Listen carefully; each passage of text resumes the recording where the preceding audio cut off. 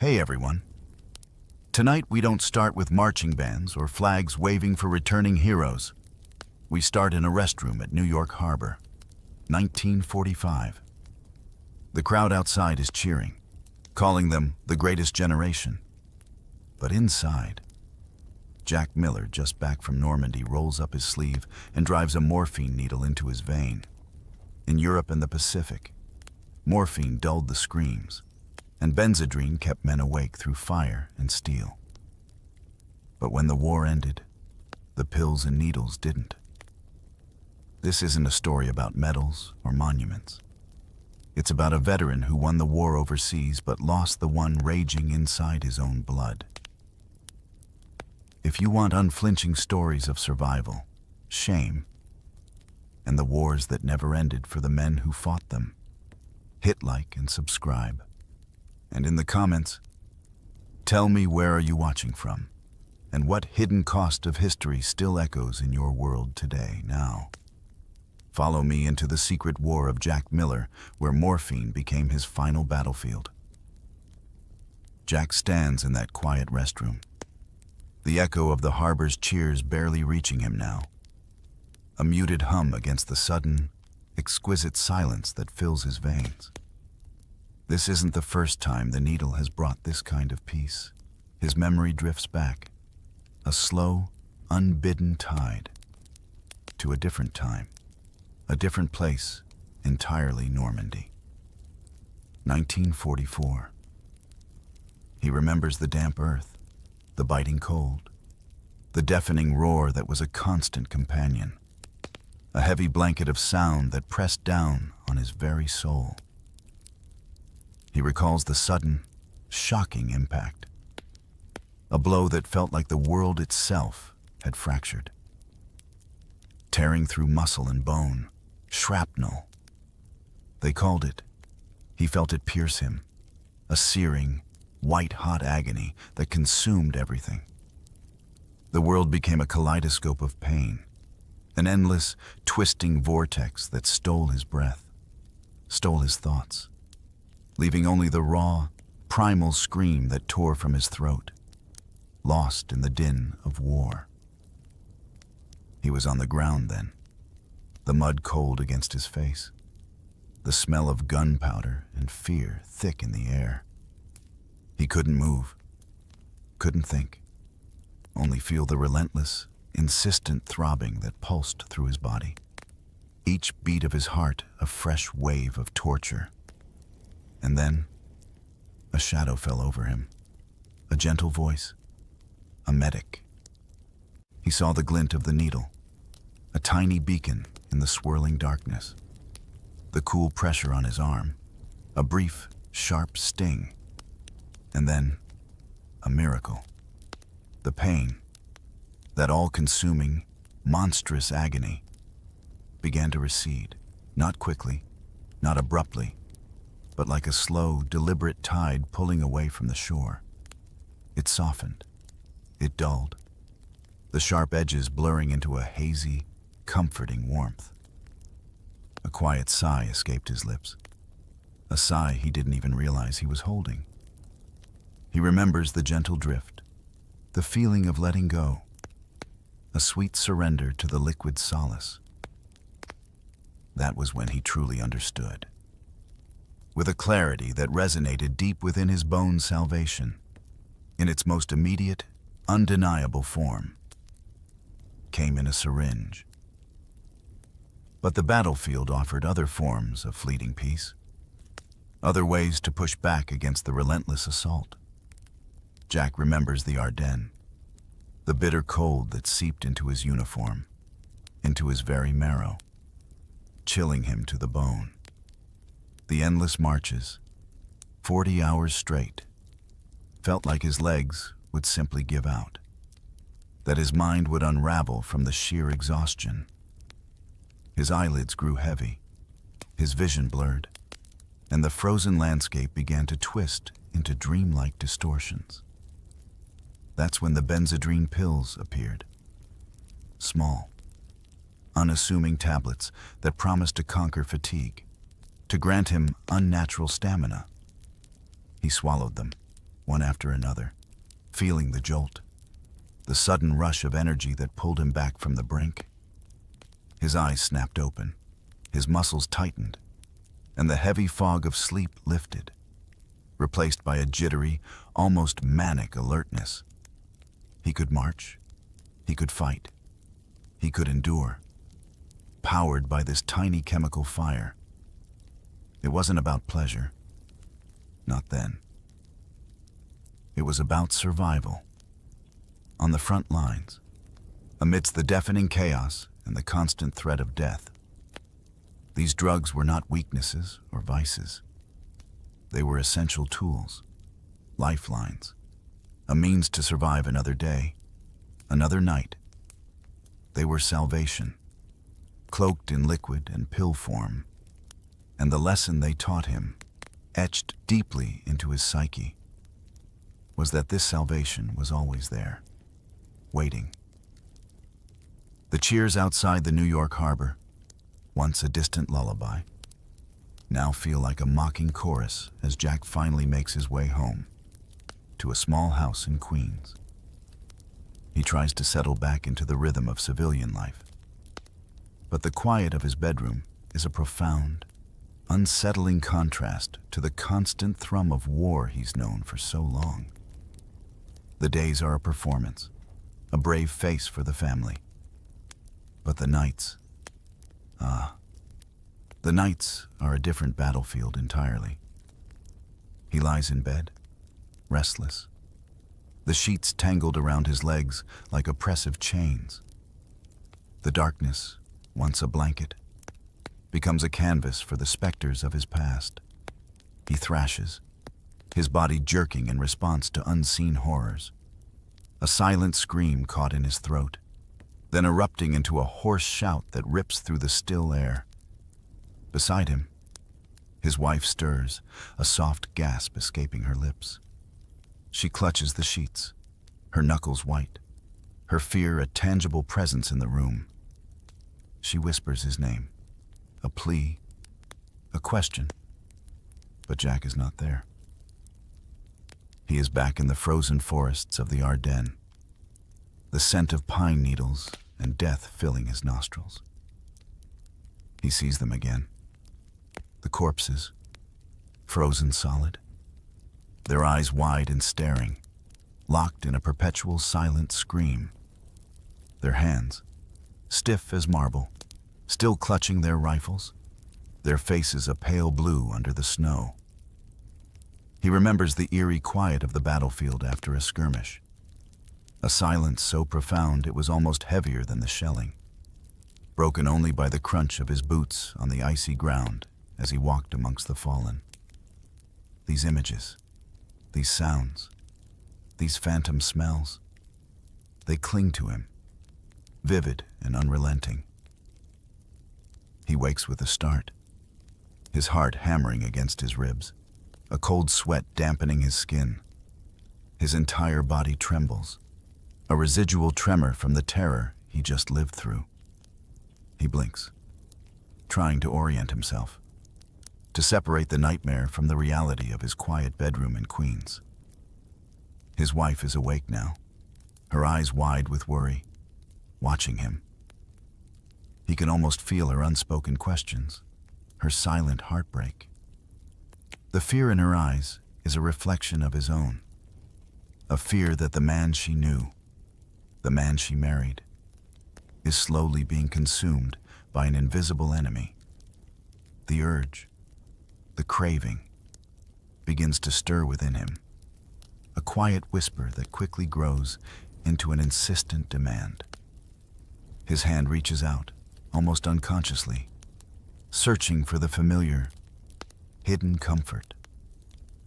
Under the pillow, perhaps, or tucked away in the bedside drawer. The cool, slender cylinder of a leftover morphine syringe feels like a lifeline in his trembling fingers.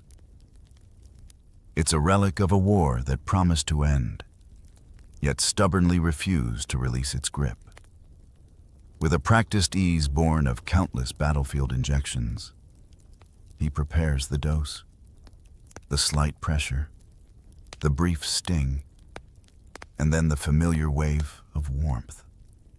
A gentle current flowing through his veins, slowly, steadily washing away the terror, dulling the sharp edges of the nightmares. The images of the frozen dead begin to fade, retreating into the hazy, distant corners of his mind. The shaking subsides, his breathing evens out, and a blessed, albeit temporary, peace settles over him. This, he realizes with a quiet, hollow ache, is his only ceasefire. The war might be over for the world, but for Jack Miller, the only truce he knows, the only true relief from the haunting echoes, is found within the silent embrace of a syringe. And so, the night continues, a fragile peace bought with a liquid promise. As the sun rises over Queens, Jack pushes away the lingering tendrils of the previous night's torment, tucking them deep within the shadows of his mind. By day, he is the returning hero, the man who fought for freedom, the one who survived. He puts on a smile, a practiced, reassuring mask, and emerges from the bedroom, ready to greet the day, ready to perform the role America expects of him. He tells stories of the war, tales of bravery and camaraderie, carefully edited versions that omit the terror, the desperation, the moments of utter desolation. His voice, though a little too bright, carries a lilt of triumph, recounting explosions and narrow escapes, making his family laugh, making them proud. He sees the admiration in their eyes, the relief that he is home, seemingly intact. This carefully constructed facade is exhausting, a constant drain on his already depleted spirit. But it is necessary. He is a hero. Heroes do not fall apart. Yet, as the day winds down, as the shadows lengthen and the house grows quiet, the facade begins to crack. The laughter fades, the brave stories recede, and the internal struggle intensifies. He feels the creeping tendrils of anxiety, the subtle whispers of craving beginning to stir within him, a familiar hunger that grows stronger with each passing hour. The world outside the bedroom door, with its innocent questions and its loving gazes, feels increasingly dangerous. It's a world that doesn't understand the demons that reside within him, the relentless war still raging in his blood. So, as dusk settles, he retreats, locking the bedroom door behind him, a symbolic barrier between his carefully constructed daytime persona and the raw, vulnerable truth of his nights. The click of the lock is a small, quiet sound, but it resonates with a profound finality, sealing him off, protecting his secret, or perhaps trapping him within it. His wife, bless her heart, is observant, too observant. She loves him, sees him, and tries to understand the changes that have taken root within him. She notices the small things, the subtle shifts, the hollow look that sometimes flashes in his eyes when he thinks no one is watching. And then, she notices the physical marks, bruises, purplish constellations blooming on his arms, small pinpricks that seem to appear without explanation. Her brow furrows with worry. Her gaze lingers on his skin, a silent question in her eyes. Jack has become adept at deflection, at crafting quick, dismissive lies. Just scratches, he'd say, waving a hand, a casual shrug, tripped in the dark, or perhaps work accident at the factory. Each lie feels like a small betrayal, a chip off the foundation of trust they once shared. But he tells them anyway. compelled by the desperate need to protect his secret, to maintain the illusion of control. He still fits into his uniform, the crisp wool and polished buttons a testament to the soldier he once was, the soldier he is supposed to remain. He might even put it on sometimes, catching his reflection in the mirror, searching for the man who wore it with pride and purpose. The uniform still drapes over his shoulders, familiar and comforting, a shell of who he was. But when he looks closer, truly looks into his own eyes in that reflection, he sees it. The hollowness, a vast, empty space where something vital used to be. The sparkle, the vibrancy, the easy light that once danced there, is gone, replaced by a weary, almost haunted emptiness. The war, he realizes with a quiet dread, hadn't just followed him into the bedroom. It had settled deep within his very gaze, a silent testament to the battles that continue to rage unseen. Battles that threaten to consume the man who once wore that uniform with honor. The year turns 1946. The initial fervor of homecoming has faded, replaced by the grim realities of daily life and the relentless, gnawing hunger within Jack. The legitimate channels, the carefully hoarded leftover Surettes, are dwindling, and the nightmares, the tremors, the crushing weight of memory are returning with a vengeance. The need becomes an unbearable physical ache, a demanding presence that overshadows everything else. One cold, damp evening, desperation drives Jack out of the quiet streets of Queens and into the grimy, flickering neon of a Brooklyn bar. The air is thick with the smell of stale beer, cheap cigarettes, and unspoken sorrows. Here, in the shadows, amidst the clinking glasses and muffled conversations, he finds himself seeking out a different kind of camaraderie, a different kind of connection, one based not on shared sacrifice, but on shared desperation. He finds him in a secluded booth, a man with cold, calculating eyes and a smirk that never quite reaches them. The dealer. His presence feels predatory, yet Jack is drawn to him, a moth to a dangerous flame. His heart thrums a nervous rhythm against his ribs, a frantic drumbeat of anxiety and anticipation. He knows, deep down, that this is a precipice, a moment of no return. Yet, the craving is a stronger master than his conscience. Jack reaches into his pocket, his fingers trembling slightly as they close around the cool, metallic shape of his purple heart. It's heavy, substantial, a tangible symbol of his sacrifice, a gleaming testament to the blood he shed on foreign soil, a medal meant for honor, for remembrance, for a legacy of bravery.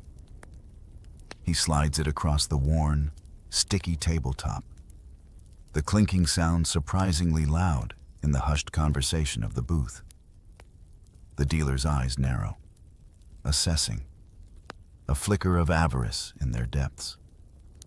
He picks up the medal, turning it over in his fingers, a dismissive gesture that feels like a punch to Jack's gut. His smirk widens, a cruel, knowing smile that seems to mock Jack's very soul.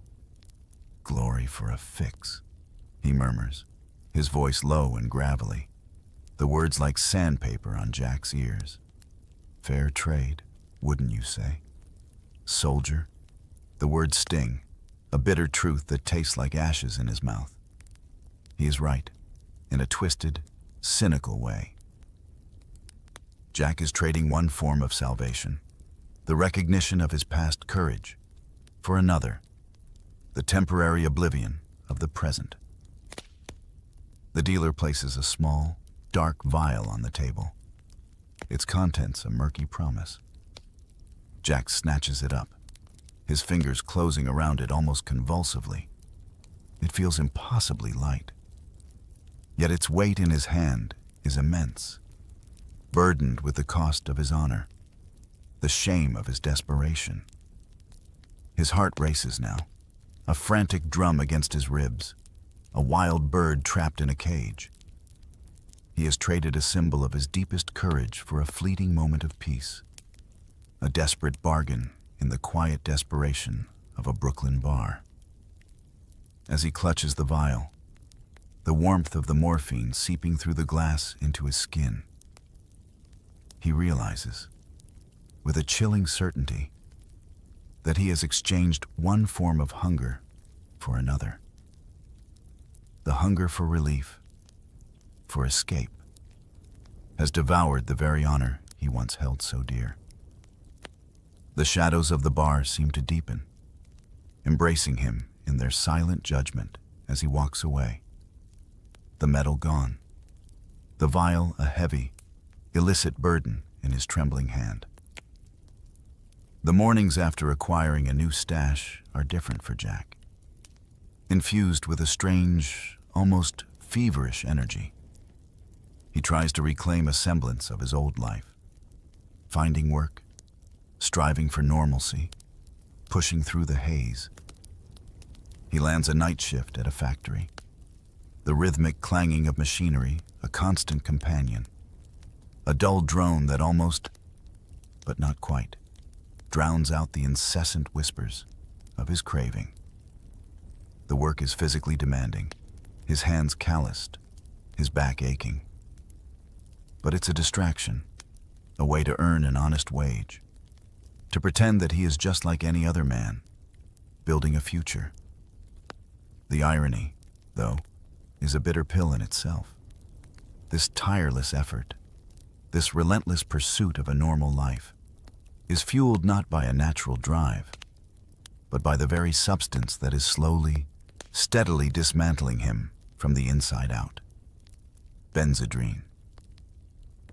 He pops the pills, small white ovals, with a grim determination. They are his silent partners in this double life, his invisible fuel. The world speeds up. Colors seem sharper, sounds more distinct, and his body feels a surge of artificial energy. Sleep, that elusive, often terrifying state, becomes unnecessary. He can work through the night, through the early morning, through the slow crawl of dawn, his eyes wide open, unblinking. But this energy comes at a cost, a subtle tremor that runs through his hands, a persistent vibration that he tries to hide, to control. It's an almost imperceptible shake, a constant hum beneath his skin, a physical manifestation of the chemical fire raging within. His boss, a stern but fair man, sees only the results. He praises Jack, his voice gruff but appreciative, calling him a hard worker, a diligent, reliable hand who never seems to tire. He sees Jack's unwavering stamina, his unwavering presence, and interprets it as dedication, as strength. He doesn't see the frantic, desperate race against the clock, the fear of what happens when the pill wears off, the profound exhaustion that lies just beneath the surface of his artificial energy. His words of praise, meant to encourage, feel like a heavy weight, a testament to the success of his elaborate charade.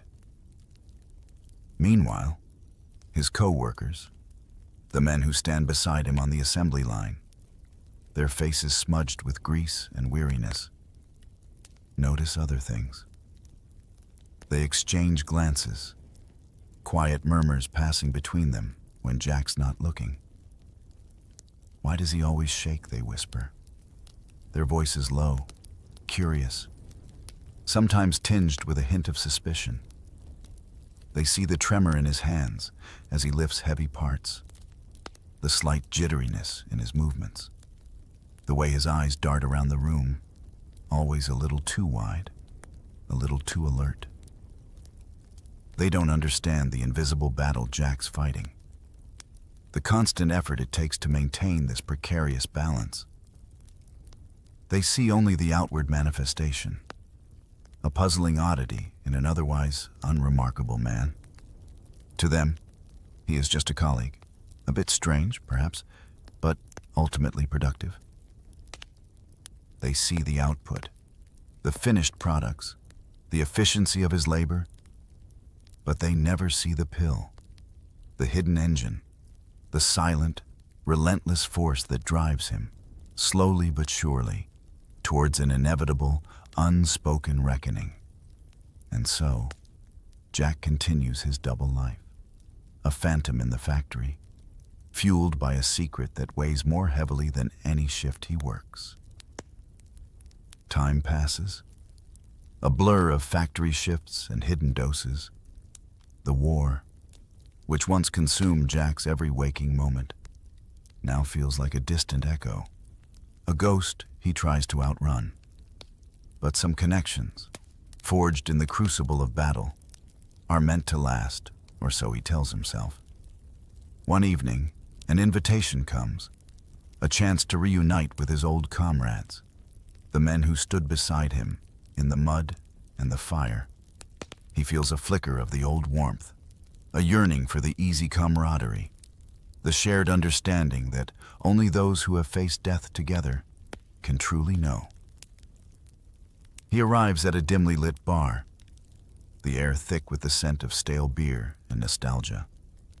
Familiar faces emerge from the shadows, older now, some with scars that tell their own silent stories, but still undeniably them.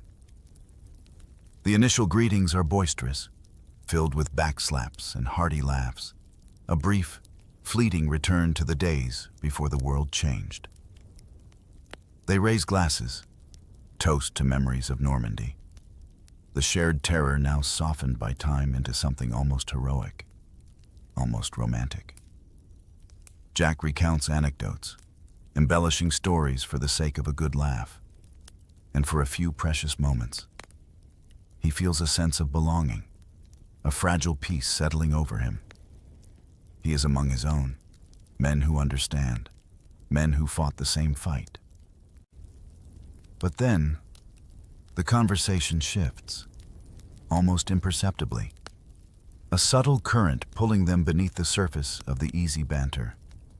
A knowing glance, a quiet nod, and one by one, the men begin to slip away from the table, drawn by an unspoken need.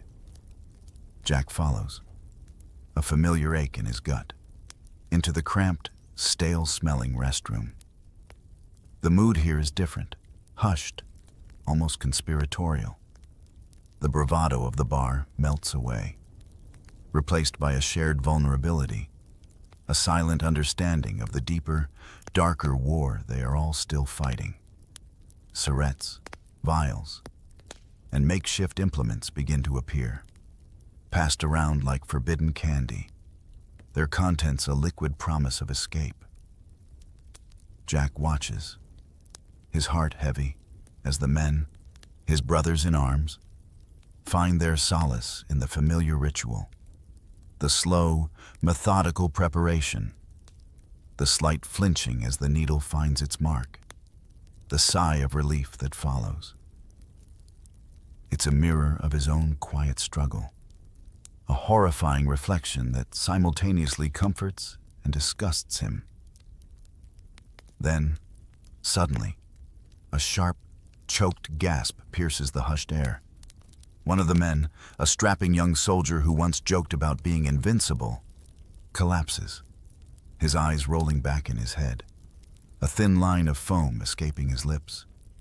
His body goes limp, a dead weight against the grimy tiles. The suddenness of it, the brutal finality, rips through the fragile camaraderie of the room. The laughter, the shared stories, the easy comfort, all shatter. Jack stares at his lifeless form, his stomach churning, a cold dread seeping into his bones.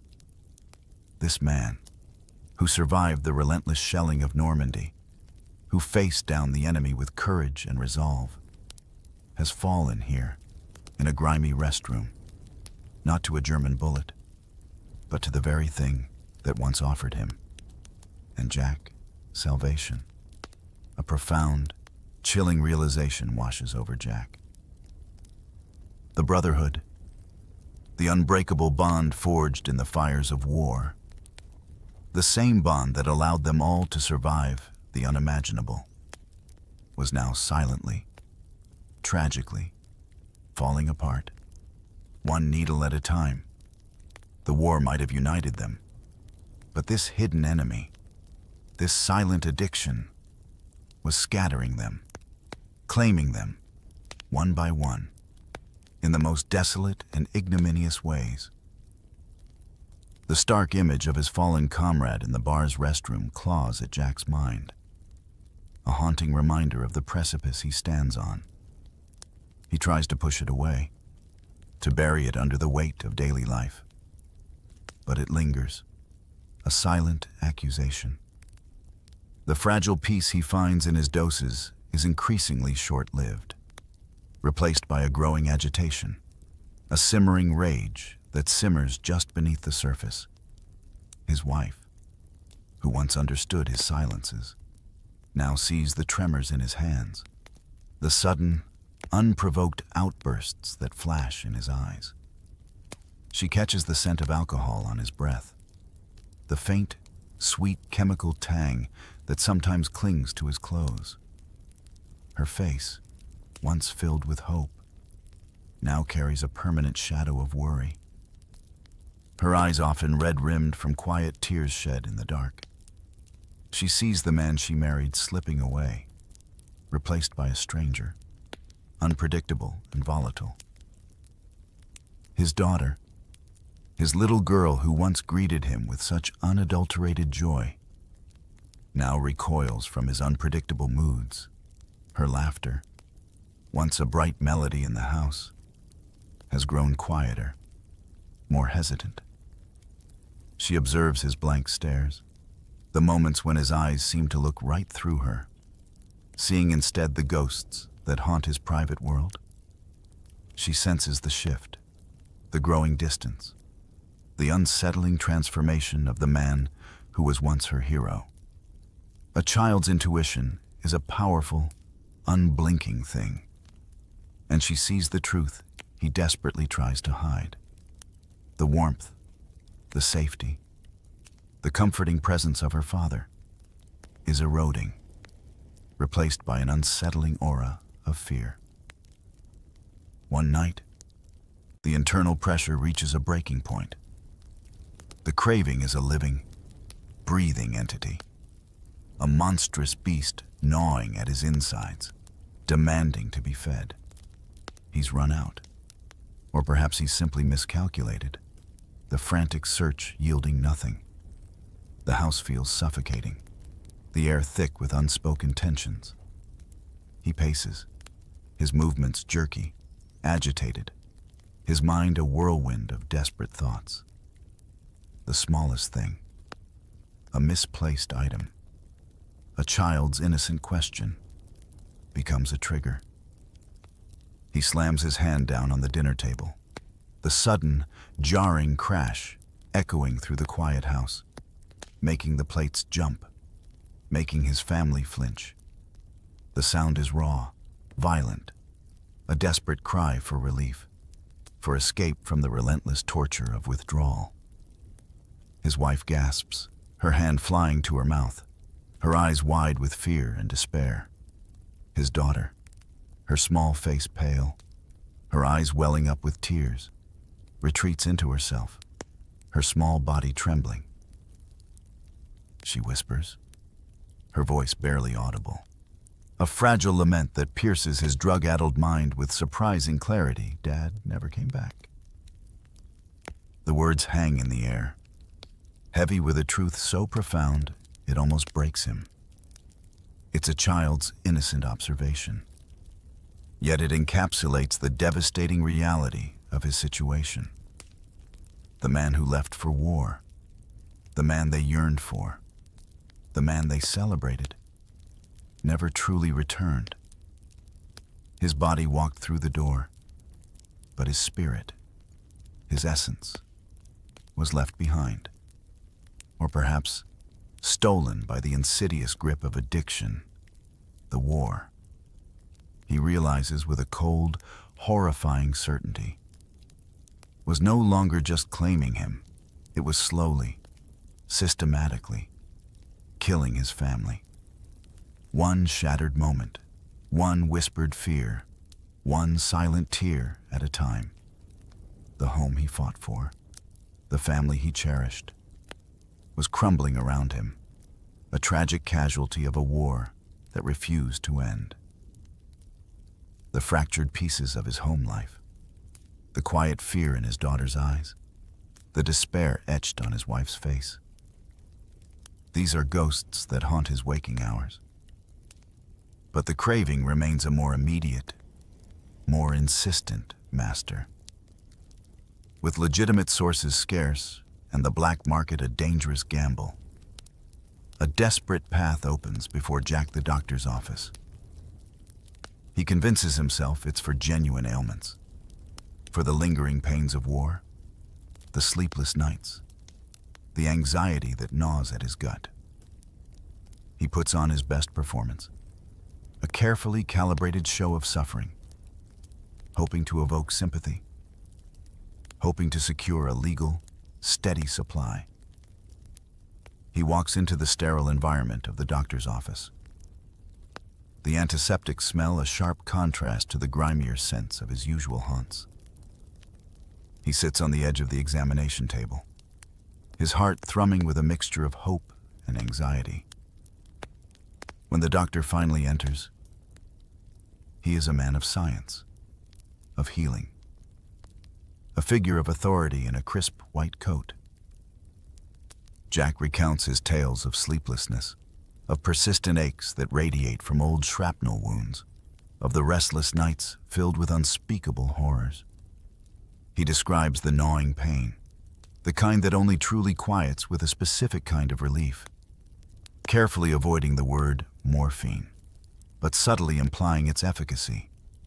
To his relief and a strange sense of quiet despair, the doctor listens, his gaze kind but distant. He nods, scribbles notes on his pad, seemingly taking Jack's word at face value. Perhaps he is overwhelmed by the sheer number of veterans returning, each carrying their own invisible wounds. Perhaps he is simply too busy, too trusting, too eager to alleviate suffering in the most straightforward way. He asks few probing questions, doesn't delve into the specifics of Jack's emotional torment or the deeper origins of his pain. Instead, he reaches for his prescription pad, a simple, almost mechanical gesture. Without further inquiry, without the deeper understanding that might have saved Jack, he writes it down. Morphine, a legal refill, sanctioned by the very institution meant to heal. A quiet smile spreads across Jack's face, a mixture of triumph and self-loathing.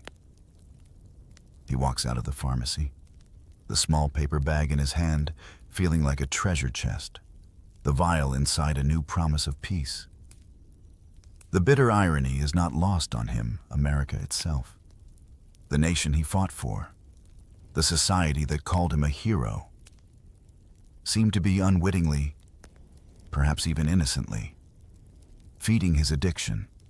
The pharmacies, once places of healing, of remedies for the sick, had transformed into a new kind of battlefield for him. Here, he fought not against an external enemy, but against the insidious grip of his own hunger, using the very tools of medicine as his weapons of self-destruction. Each prescription filled, each dose taken, was a small, quiet victory in his war, pushing him further down a path that offered only temporary solace and a deepening despair. The walls of his self-imprisonment were growing stronger, brick by brick, prescription by prescription. The cycle continues, a relentless rhythm of seeking, taking, and briefly finding oblivion. But the world, even in its oblivious state, offers moments of stark clarity, brutal reminders of the path Jack is on. One crisp autumn morning, a black-edged notice arrives, a stark bulletin of loss. It's for another one of his comrades, a man he shared foxholes with, a man whose face he remembers clearly, even if his name now escapes him in the drug-induced haze. His funeral is scheduled, a quiet affair, and a somber, heavy dread settles over Jack. He knows, instinctively, that this isn't just another veteran's passing. This is a mirror. Jack attends the funeral, a small, somber gathering under a gray, weeping sky. The air is cold, carrying the scent of damp earth and wilting flowers. He stands among a handful of mourners, dressed in his darkest suit, feeling like a ghost among the living. The family is there, huddled together, their faces etched with grief. He sees their carefully composed expressions, the way they avert their eyes, the whispers that are abruptly silenced when he draws near. He already knows the truth, before a single word is spoken. His comrade was found dead, they say, in his small, unassuming apartment. The needle still in his arm, the local paper, in a small, almost apologetic corner article, reported his passing with a carefully chosen euphemism, "War hero dies quietly." There's no mention of the syringe, no hint of the struggle, no acknowledgement of the war that ultimately claimed him long after the official one ended. The family, dressed in solemn black, plays their part, maintaining the illusion, protecting the deceased's reputation, burying the truth alongside his body. Their pain is raw, but beneath it, Jack senses the shame, the quiet, desperate need to preserve a heroic narrative, even in the face of such a devastating reality. They are trying to save Face, to save his memory from the stain of addiction. Jack stands by the coffin, its polished wood gleaming dully in the dim light of the funeral parlor. His gaze fixed on the closed lid, he imagines his face beneath, pale and still, finally at peace, or perhaps forever tormented. A profound, bone-chilling terror seizes him. He sees not just his comrade, but himself. This is his future, laid out before him in stark, undeniable relief. He is burying a comrade. Yes, but he is also burying a piece of himself, a premonition of his own inevitable end. The cold, hard truth of it settles over him, heavy and suffocating. This is the path he is walking. This is where it leads. The silent funeral of his friend is not just a goodbye. It is a terrifying prophecy, a chilling glimpse into the desolate landscape of his own future. And as the casket is lowered into the earth, he feels a profound chill, as if he is already being buried alive, alongside him. As the calendar pages turn and the shadows of the late 1940s deepen, the nation's mood shifts. The jubilant homecoming, the parades, the easy narrative of a greatest generation that saved the world, these begin to harden, to calcify into something less forgiving. By 1947, the Cold War is casting its long, chilling shadow across America. The country needs heroes, not broken men. It demands symbols of strength, resilience, and unwavering patriotism in the face of a new global threat. There is no room, no patience, for the messy, inconvenient truth of veterans struggling with addiction, with mental scars that refuse to heal. The government, with its vast machinery of propaganda and public image, begins a quiet campaign of erasure. The stories of addicted veterans, the whispers of hidden struggles, the inconvenient truths about the psychological aftermath of war, these are carefully, systematically silenced. They are seen as blemishes on the national pride, stains on the gleaming narrative of victory. America needs a united front, a powerful image of unwavering resolve. And men like Jack, men consumed by internal battles, do not fit the mold. His struggles, once an uncomfortable secret, become a national embarrassment, something to be swept under the rug, to be forgotten. Jack feels it, this subtle shift in the air, this quiet turning away. He reads the newspapers, listens to the radio, and the message is clear. Albeit unstated, his kind is no longer welcome in the triumphant narrative. He is, in essence, being erased, written out of the story he helped to create. Jack Miller, the man who fought for freedom, the soldier who faced down unspeakable horrors, is now seen as a liability, a flaw in the perfect tapestry of American heroism. The weight of this rejection is heavy, a profound sense of isolation that settles deep within his bones. He is a blemish, a mark of imperfection on the pristine facade of national pride. And the country he served so bravely now seeks to pretend he does not exist. The irony is a bitter one. He risked his life, lost pieces of himself, endured unimaginable pain, all for this nation. And now, in its moment of triumph, it turns its back on his suffering, choosing instead to focus on the ideal, the unblemished hero. He is left adrift, an inconvenient truth in a world that craves comforting lies. The Cold War is fought on distant battlefields, but a new kind of coldness descends upon Jack. A chilling realization that the very nation that celebrated his return now wishes he would simply disappear, leaving only the myth of the unscarred warrior.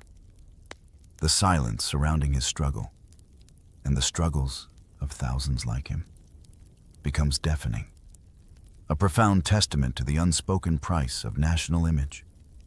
America, in its renewed quest for invincibility, has declared that it needs only its heroes, not the broken, struggling men like Jack, who carry the true, unvarnished cost of war in their very blood.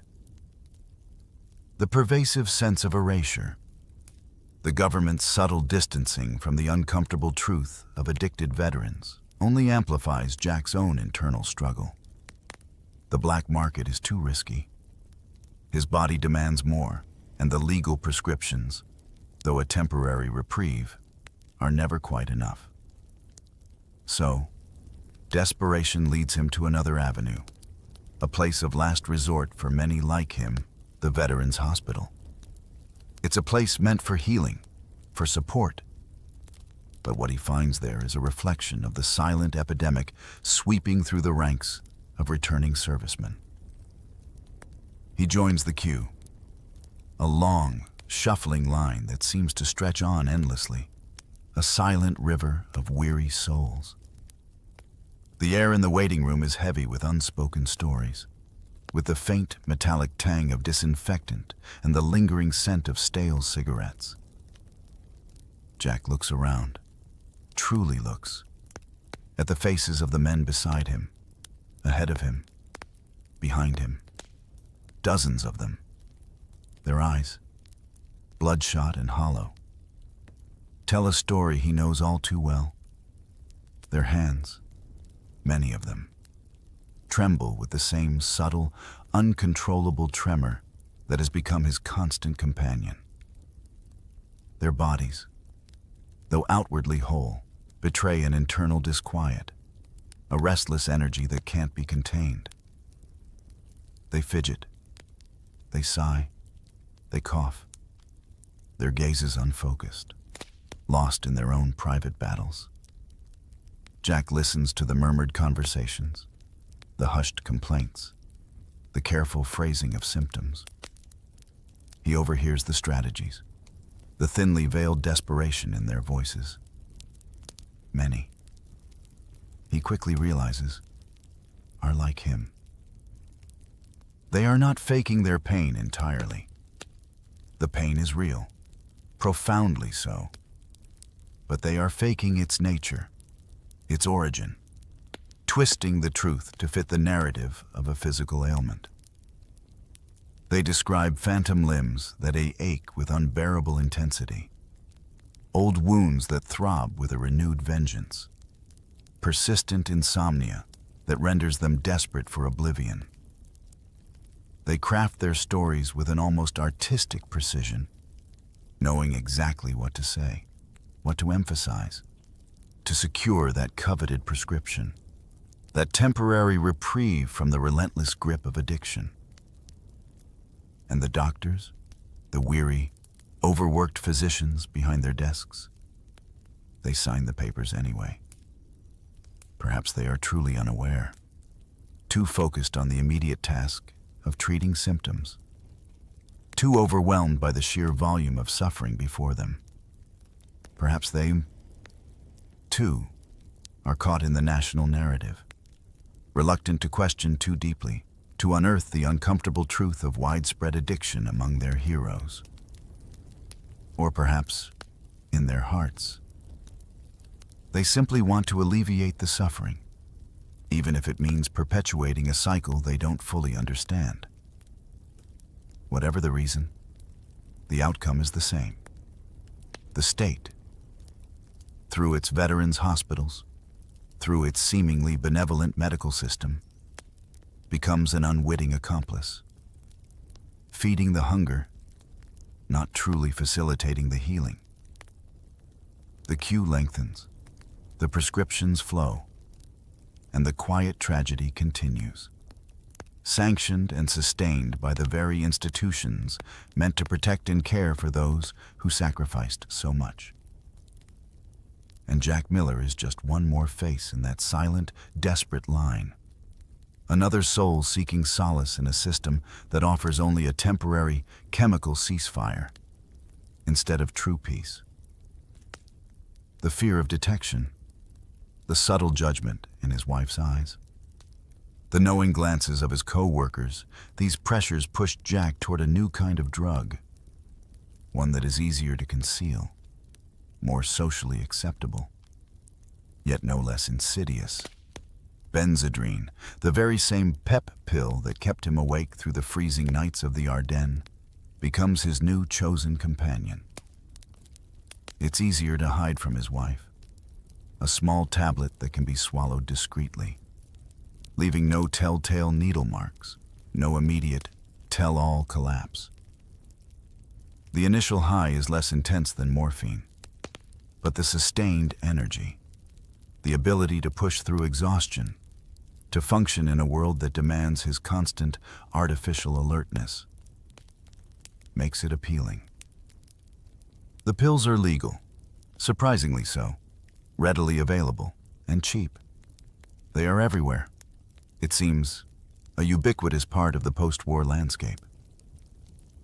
Jack finds them in pharmacies, sometimes even in general stores, marketed as remedies for fatigue, for lack of focus, for the general malaise of modern life. He begins to swallow them by the handful, a desperate, frantic effort to keep pace, to outrun the exhaustion, the sadness, the emptiness that threatens to swallow him whole. The initial jitters evolve into a constant hum, a perpetual motion machine fueled by chemicals. He is always moving, always doing. But beneath the frantic activity, a deep, pervasive weariness lingers, untouched by the artificial stimulation. What begins as Jack's secret struggle, his personal battle against the lingering ghosts of war, soon blossoms into a much larger, societal phenomenon. The need for constant energy, for an edge in the competitive post-war economy, For a way to manage the stresses of suburban life, this creates a fertile ground for the spread of amphetamines. Soon, it's not just veterans like Jack, seeking to dull the echoes of battle. It's suburban America, housewives and businessmen, teachers and students, all reaching for the same small, white pills. They crave the energy, the focus, the ability to do more, to be more, in a society that increasingly values productivity above all else. The pep pill becomes a cultural staple, a seemingly innocuous aid to modern living. The quiet desperation that started in the trenches, fueled by a soldier's need to survive, slowly, insidiously, invades the suburbs. What was once a battlefield necessity morphs into a domestic convenience, a widespread, unacknowledged addiction that takes root in the very heart of American life.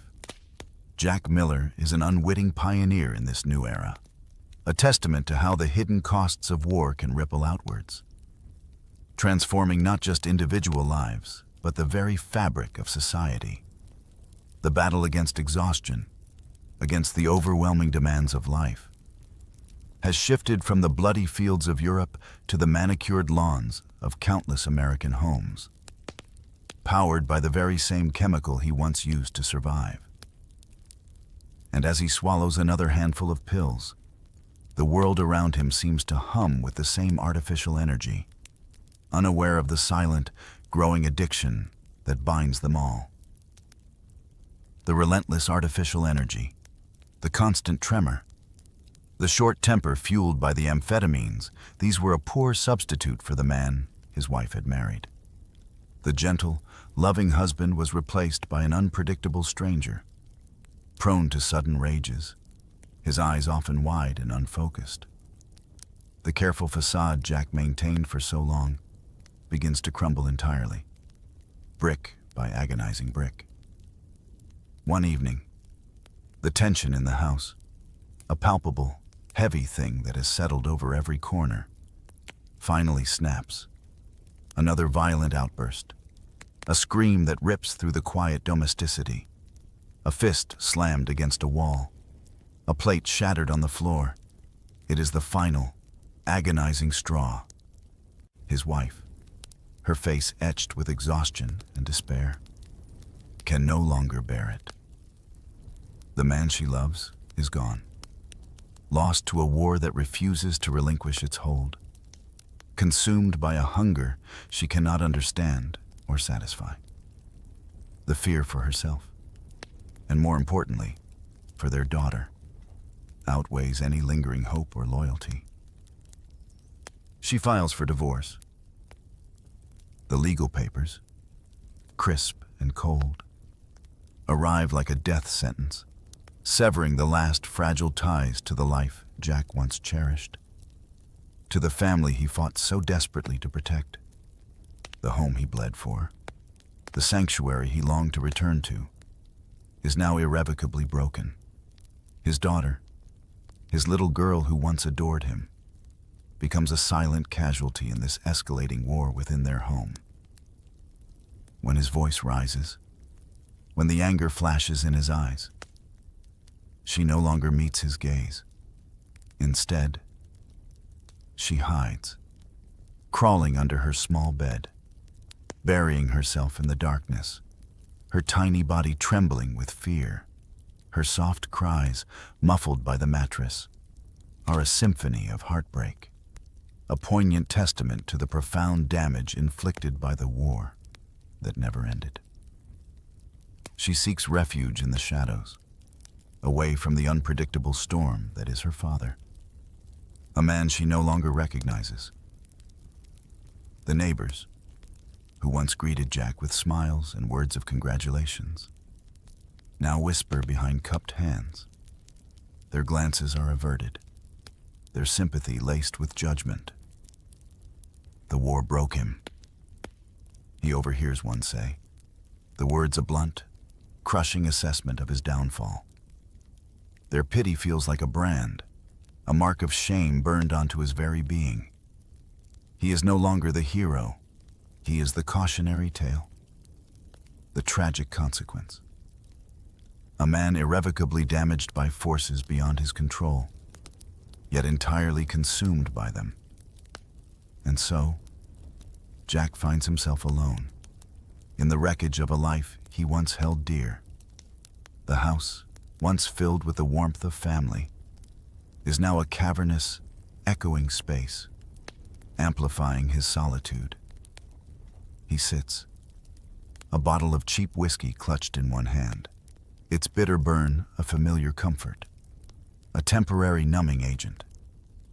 In the other hand, the syringe, its sharp needle glinting dully in the dim light, poised and ready. The home he fought for, the dreams he held on to through the horrors of battle, are gone, shattered into irreparable pieces, leaving only the quiet despair of a man adrift, with only the bottle and the needle for company. The war has won this battle, too. The bottom falls out, with his family gone, his job tenuous, and the relentless demands of his addiction growing ever stronger. The money vanishes like smoke.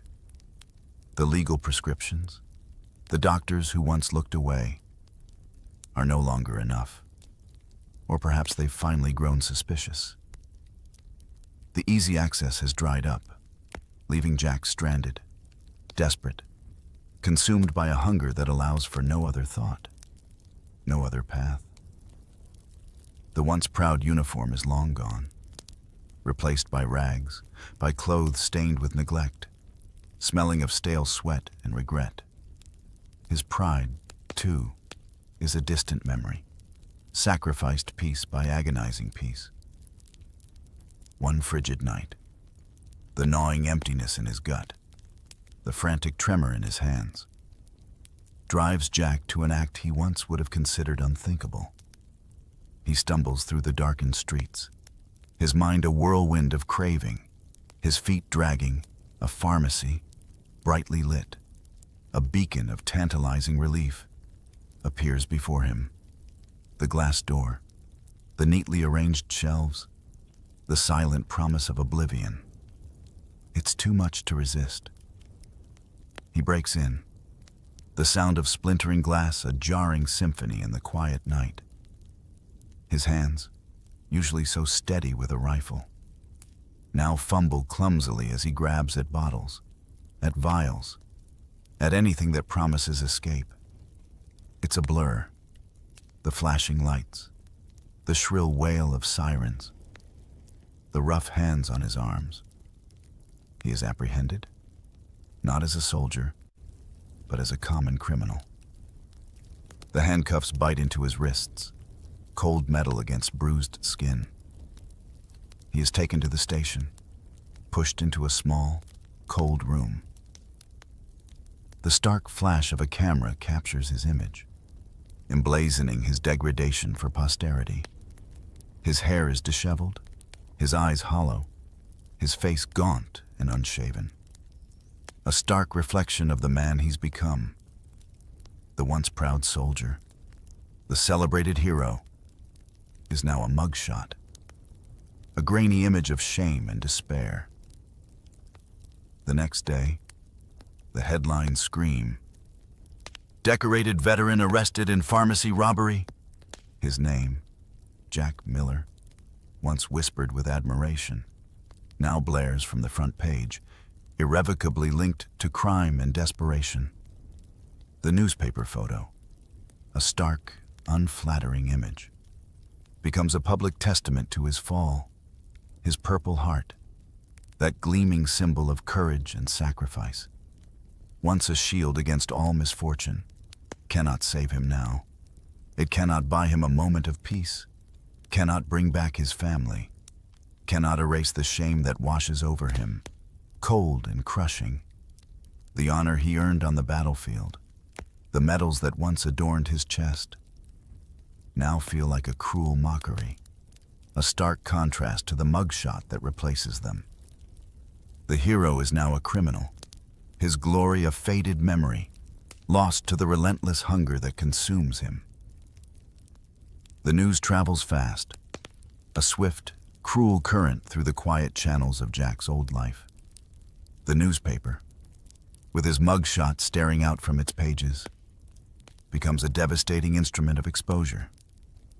A major paper, one read by thousands, had not only reported his arrest, but, in a chilling act of public shaming, printed the names of other addicted veterans, a list of broken men, their struggles laid bare for all to see.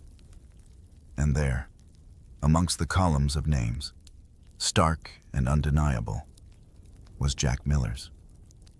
The paper is like a loaded gun, its words firing into the remnants of his past. Old neighbors, those who once waved and smiled, now gasp in recognition, their faces a mixture of pity and horror. Their whispers, once discreet, now carry the weight of public knowledge. Their memories of the war hero replaced by the image of the junkie, the thief, his ex-wife, who had tried so desperately to shield herself and their daughter from the full extent of his decline, sees it, too. He can almost feel her silent tears, the fresh wave of sorrow and shame that washes over her, reinforcing the painful truth of her decision to leave. The carefully constructed walls of denial, the quiet suffering, all crumble under the unforgiving gaze of the public eye. Jack holds the newspaper in his trembling hands, the crisp paper feeling heavy, weighted with the raw truth of his public degradation. His own name, in black and white, stares back at him, a chilling confirmation of his fall from grace. Shame, hot and suffocating, floods through him, a sensation so potent it almost eclipses the familiar hunger of his addiction. Every lie, every deception, every hidden injection, every desperate act, it all converges in this moment. Laid bare, exposed to the world, the secret he fought so desperately to protect, the private war he waged within himself, is no longer his own. It belongs to the headlines, to the gossip, to the collective judgment of a society that once celebrated him. In the throes of this overwhelming despair, a wave of profound hopelessness washes over him. The world feels too heavy, too unforgiving, too bright with its cruel truths. He reaches for more, always more, seeking oblivion, seeking a final, permanent escape from the unbearable weight of his shattered life. He overdoses, a desperate attempt to silence the shame, to extinguish the pain, to simply disappear. The world blurs, fades to black, a welcome release. But even in this final, desperate act, he is denied peace. He is found, barely clinging to life, pulled back from the brink of oblivion by the cold, impersonal hands of strangers. He survives, a bitter victory, forced to face the blinding light of a new day, carrying the fresh scars of his public humiliation, his secret no longer his own, but a shared burden of the nation. The stark terror of the overdose, the humiliation of public exposure, leaves Jack adrift, rudderless.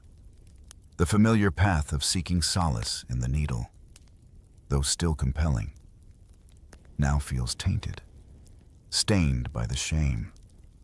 In this profound loneliness, a flicker of an old hope stirs within him the brotherhood. The men he shared the trenches with, the ones who understood the unspoken language of war. Surely they would understand this, too. He yearns for that shared space, that silent camaraderie that once offered a semblance of belonging. He sets out, a ghost among the bustling crowds, seeking out the old haunts, the familiar faces. He visits the bars where he once clinked glasses, the veterans' clubs where stories were traded and solace found. But the faces are gone. The space is empty. The men he fought beside. The ones who knew the terror. The sacrifice. The quiet desperation, they are no longer there.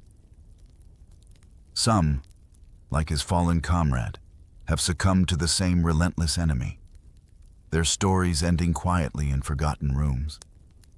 Others, perhaps, have vanished into the vast, indifferent tapestry of post-war America, seeking their own desperate forms of escape, or perhaps, miraculously, finding a way out of the darkness Jack now inhabits.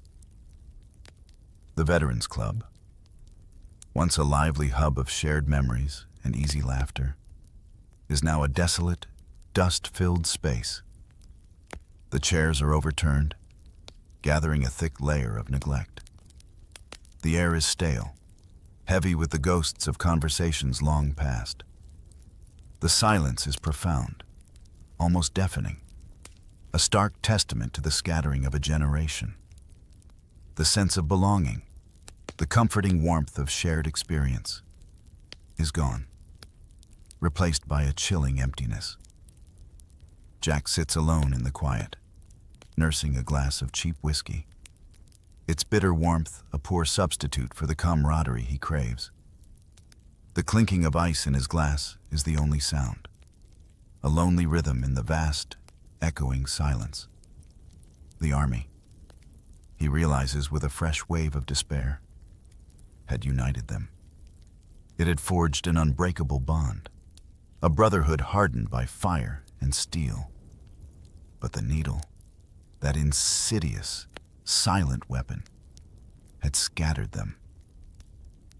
It had taken his friends, one by one, leaving him adrift in a sea of loneliness, his connection to the past severed, his hope for the future dim. The silence of the empty club, the absence of familiar faces, is a powerful, crushing testament to the devastating toll of the hidden war. A war that broke not just individuals, but the very fabric of the bonds that once held them together. And as the whiskey burns its way down his throat, Jack is left with only the bitter taste of solitude, a profound realization that the war, in its cruelest irony, had taken away even the comfort of shared suffering. The empty club, the vanished faces, these pushed Jack further into the margins, into the forgotten corners of the city. The craving, though briefly dulled by the whiskey, returns with a relentless, insistent urgency.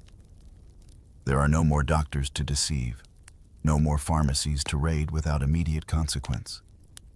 He is a ghost now, wandering the streets, his clothes tattered, his body gaunt, his eyes hollowed out by sleepless nights and constant hunger.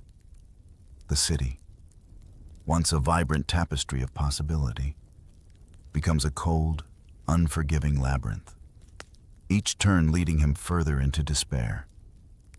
He finds himself in a park, a sliver of green amidst the gray concrete, a place where families laugh and children play. But he is not part of their world. He sits on a cold bench, his body aching, his mind a desperate whirlwind. The need for pills, for anything that will quiet the incessant gnawing within him, becomes an overwhelming force. He whispers, then openly begs, his voice hoarse and raw, to passers-by who, "Help me," he pleads. "Just a little something, for a soldier." He sees their reactions, their quick glances, their averted eyes, the subtle tightening of their lips. They quicken their pace, pulling their children closer, their faces a mixture of fear, disgust, and profound indifference. He is invisible, a blight on their perfect, post-war world. They turn away, unwilling to acknowledge the uncomfortable truth he represents, the inconvenient shadow of a war they'd rather forget. He is filthy, His once proud uniform long gone, replaced by layers of grime and neglect. His face, once strong and determined, is now gaunt, his eyes wide and vacant, staring out from deep-set sockets, seeing nothing but the relentless gnawing of his hunger. He is a specter of his former self, a walking testament to the war's insidious aftermath. As he sits there, defeated, a small child, clutching his mother's hand, points a tiny, innocent finger at him. His voice, clear and bright, cuts through the dull hum of his despair. "Mom," he whispers, his young voice filled with curiosity and a hint of innocent confusion. Was he really a hero? The question hangs in the air, a devastating echo that slices through Jack's hardened defenses. It's a child's simple query, yet it embodies the profound tragedy of his existence. The image of the hero, the man he once was, is now so utterly divorced from the broken man he has become that it sparks genuine doubt even in the mind of a child. The country he fought for, the people he protected, have turned their backs, choosing to forget the inconvenient truths of his suffering. America, in its desire for a clean narrative of victory, has buried him alive in shame, a living monument to the forgotten cost of its triumph. And as the child's question lingers, unanswered, Jack realizes, with a heavy heart, that the true battle was not fought on foreign soil, but in the quiet, desperate corners of his own soul, a battle he is slowly, inexorably losing. The child's innocent question, a phantom whisper in his memory, reverberates through the cold, empty room where Jack now resides. It's a space devoid of warmth, of comfort, of the lingering presence of a life once lived. This is his final sanctuary, a dark, desolate room, smelling of damp earth and stale air, a fitting stage for his final act. The incessant hunger, the gnawing ache, has returned, stronger than ever, a relentless beast demanding its ultimate price. There is no more fight left in him, no more pretense, no more hope, only a profound, all-encompassing weariness. He lays out his meager possessions on a makeshift table, 3 small artifacts representing the shattered pieces of his life. First, his purple heart, its tarnished metal catching what little light seeps into the room. It gleams faintly, a silent testament to a past glory that feels utterly detached from the man he is now. It's a relic of a hero, a man who no longer exists. Beside it, a worn, faded photograph of his family, his wife, smiling gently, his daughter, a tiny, joyful sprite. Their faces, once a beacon of love and purpose, now evoke a profound ache, a crushing reminder of what he lost, of the life he destroyed. And finally, the last vial of morphine, its liquid contents a murky, tantalizing promise of absolute stillness, of ultimate oblivion. Jack picks up the metal, its weight familiar in his trembling hand. He traces the etched lines, the familiar shape, and memories flicker. Fleeting images of Normandy, the Ardennes, the blinding pain, the rush of salvation. His voice is a hoarse whisper, barely audible in the profound silence of the room. Normandy, he murmurs, the name a sigh. Ardennes, it's all gone. The battles, the sacrifices, the brotherhood, the love, all of it reduced to a distant echo, a fading dream. It's all gone. consumed by the relentless march of addiction, by the hidden war that raged within his very veins. With a profound, heavy sigh, he prepares the final dose. The ritual is etched deep into his muscle memory, a practiced, almost sacred act. The pressure on his arm, the brief sting, and then the slow, creeping warmth. The blessed release. It washes over him, deeper, more profound than ever before, a wave of liquid peace that encompasses his entire being.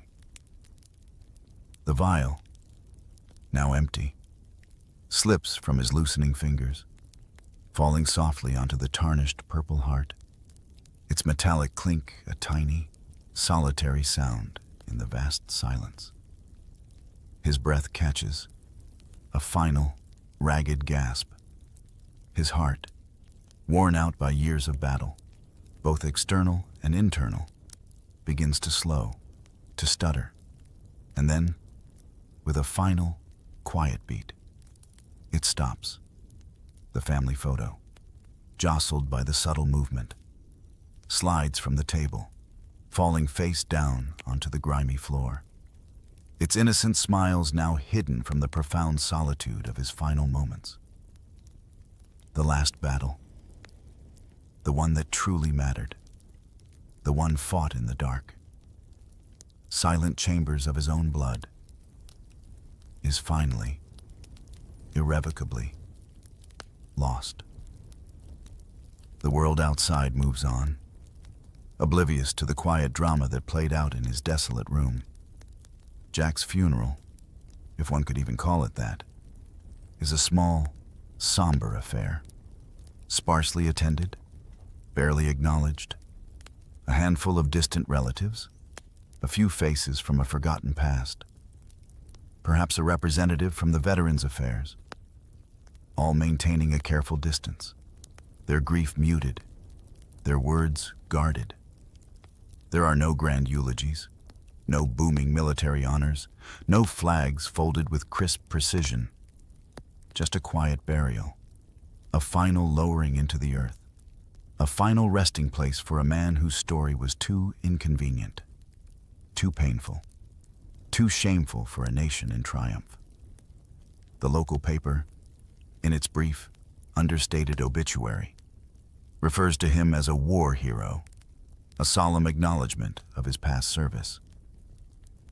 But there is no mention of the needle, no whisper of the addiction that consumed him, no hint of the hidden war that ultimately claimed his life. His truth, the raw, agonizing reality of his struggle, is buried with him, a secret kept in the name of propriety, in the service of a more palatable narrative. The newspaper paints a picture of a valiant soldier, untainted by the demons that truly plagued him, perpetuating the myth, guarding the national image. Meanwhile, on the grand, hallowed grounds of the National Mall in Washington, D.C., the monuments gleam under the brilliant sun. They stand tall, magnificent testaments to the heroism and sacrifice of World War II, symbols of a unified, triumphant nation. Polished marble, majestic statues, and carefully carved names commemorate the battles, the victories, the lives lost, and the generations that fought. The World War II Memorial, a sprawling expanse of granite and bronze, celebrates the greatest generation, a powerful, unblemished narrative of courage, resilience, and unwavering patriotism. But amidst those gleaming stones, among the thousands of names etched into the cold, hard surface, there is no place for Jack Miller's. No stone bears his name. No inscription whispers of the quiet despair that followed him home from the battlefields. And more tragically, no monument acknowledges the thousands of others like him, the morphine men, the Benzedrine boys, the soldiers whose internal wars raged long after the last bullet was fired. Their struggles, their suffering, their ultimate downfall, remain unacknowledged, hidden beneath the carefully constructed facade of national glory. They saved the world. Yes, with unimaginable courage and sacrifice. But in the end, in the quiet, desperate battles fought within the confines of their own blood, they could not save themselves. Their monument is not made of stone and glory, but of silence, shame, and the quiet, enduring sorrow of a secret kept.